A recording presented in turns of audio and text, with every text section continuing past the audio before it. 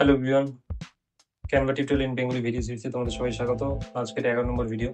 আজকের এই টিউটোরিয়ালে আমি তোমাদেরকে দেখাবো যে ছবিতে বর্ডার কি করে অ্যাড করতে হয়। তো যারা how to add border on image in Canva search করছো তাদের জন্য এই ভিডিওটা। এবার দেখো স্ক্রিনে একটা ছবি দেখতে পাচ্ছ। এখানে আমি একটা ব্যাকগ্রাউন্ড অ্যাড করেছি এবং একটা ছবি অ্যাড করেছি। এবার বর্ডার অ্যাড করার জন্য তোমাদেরকে পিএনজি পিকচার দরকার বা কাট আউট টাইপের পিকচার দরকার। অর্থাৎ দেখো এই ছবিটা কিন্তু কোনো ব্যাকগ্রাউন্ডের সাথে কানেক্টেড না, ঠিক আছে? এটা একদম আলাদা কাট আউট ছবি, সেটা আমি এখানে তোমাদেরকে দিয়ে দিয়েছি।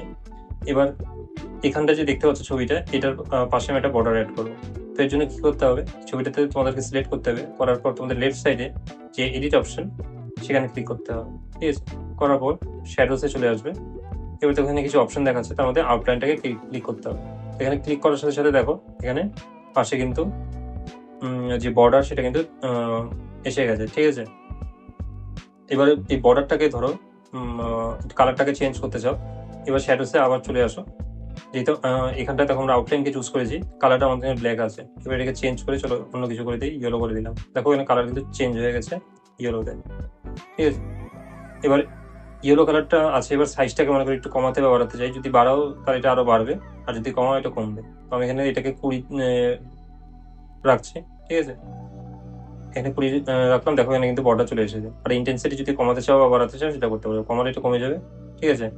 একদম কমিয়ে দিলে কিছুই থাকবে না, আর সম্পূর্ণ দিলে আরো এটা যেরকম ছিল ডিপ বর্ডার সেটাই থাকবে।